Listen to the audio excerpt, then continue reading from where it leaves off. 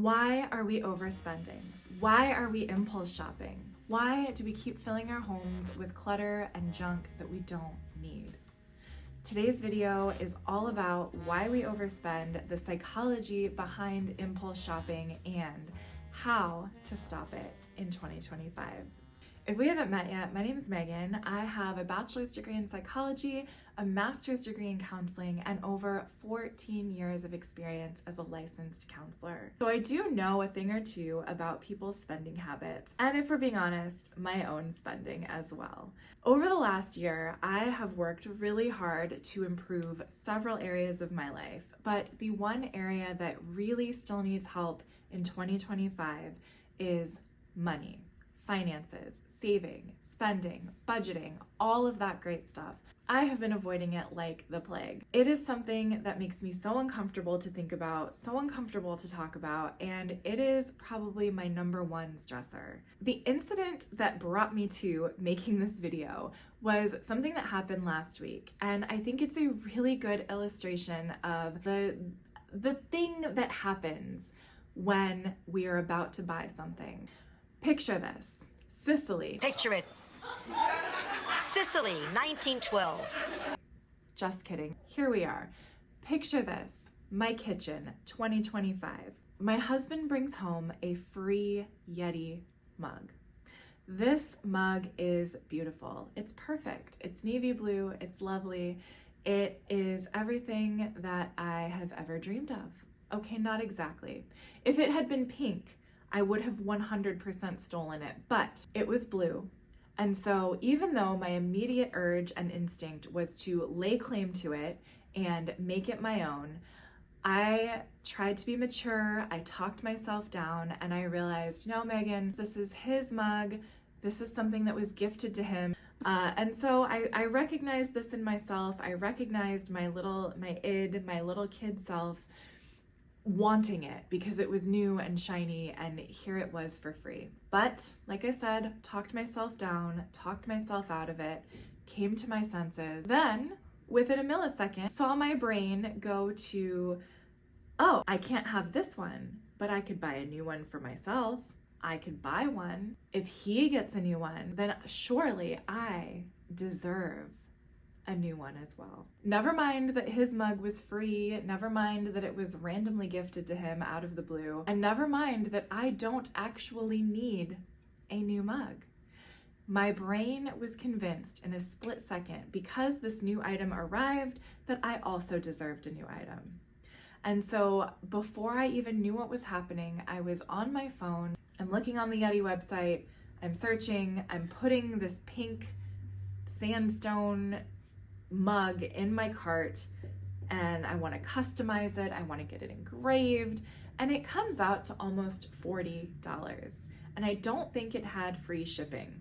So this is now gone from not spending anything, not thinking about this purchase. Within 30 seconds to a minute, I now have this thing in my cart online, and I'm about to spend almost $50 on a mug when I have a perfectly functional mug that I've been using every single day in my house. Fortunately, that price point was just a little too rich for my blood, and I was able to stop myself from making that impulse purchase.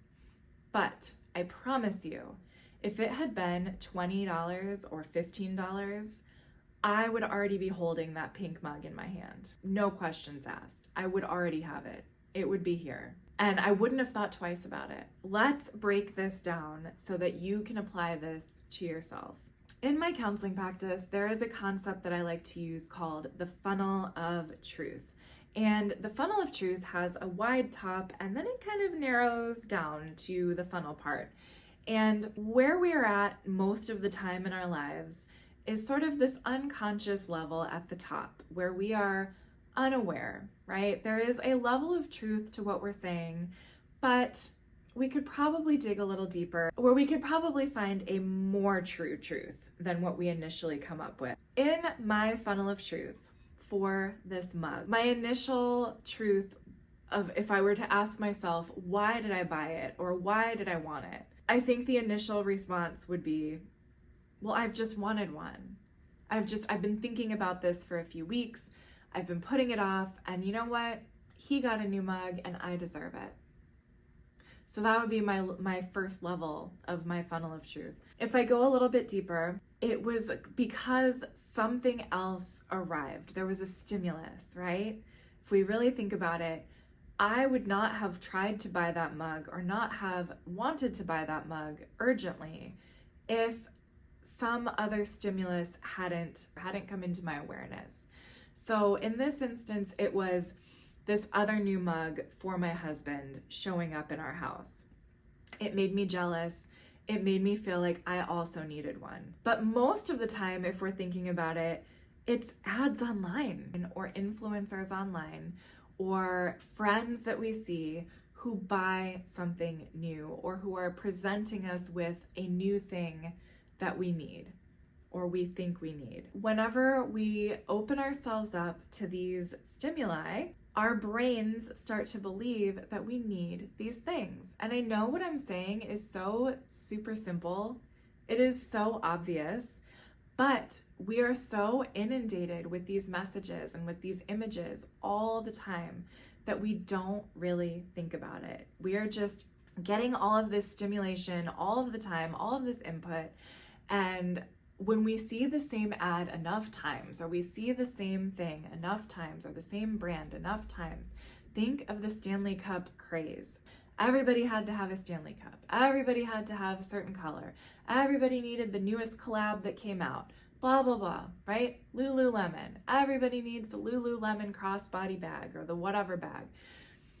We all know, like, we all have been through these trends. We all have been through these things where if we were not faced with this stimulus in our view every day, whether it's other people around us in real life carrying it around or wearing it, or whether it's online influencers or things that we keep seeing in our Instagram feed and just whatever, all of these ads, we just see so many ads all the time.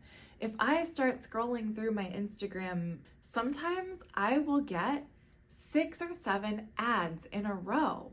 Not even like people I follow, just literal promotions. I can't even get to the people that I follow because it's just promotion after promotion.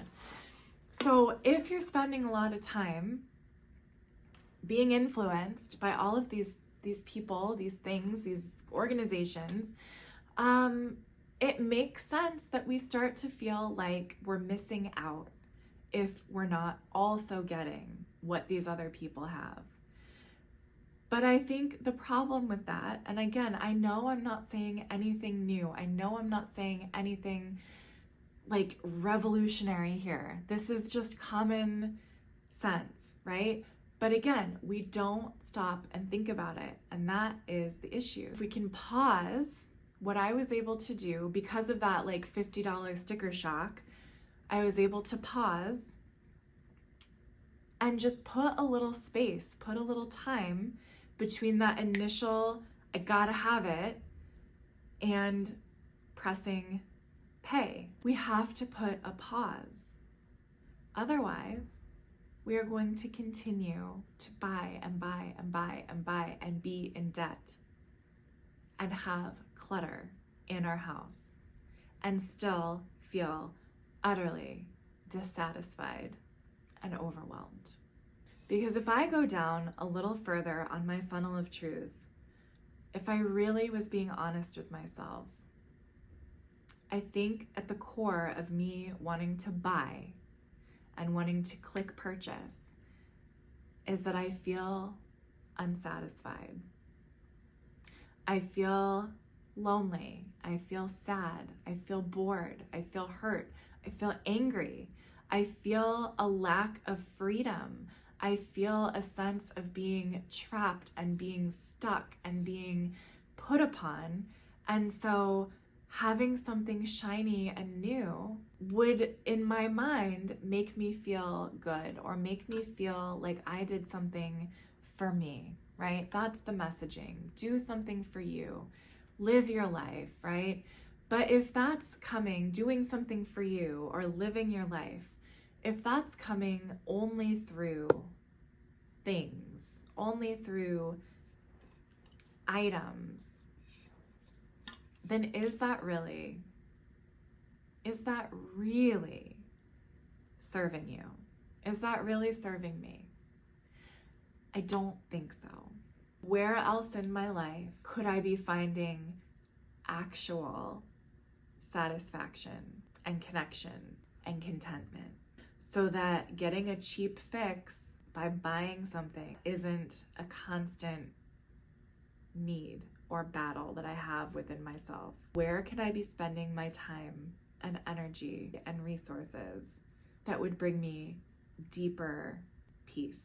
And I can tell you right now, for me, it would be connecting with my kids, connecting with my husband, connecting with my parents, connecting with friends, and actually just being present, just being in connection, being in relationship, not always having my face in my phone. If I can work on that, I will not be seeking out these quick hits by buying things that I don't need. So I wonder what it might be for you. It may not be the same, I don't know. But if you are struggling with overspending, if you are struggling with impulse shopping, if you are just unable to get yourself to sit down and do a budget and stick to it, I would highly encourage you to kind of go through this mental process that I just shared with you for myself and apply it to you and see what you start to uncover. Thank you so much for watching. I am so happy that you joined me today. If you have any questions, comments, concerns, hopes, dreams, fears, put them in the comments below. Thank you for watching. I will see you in the next video. Bye-bye.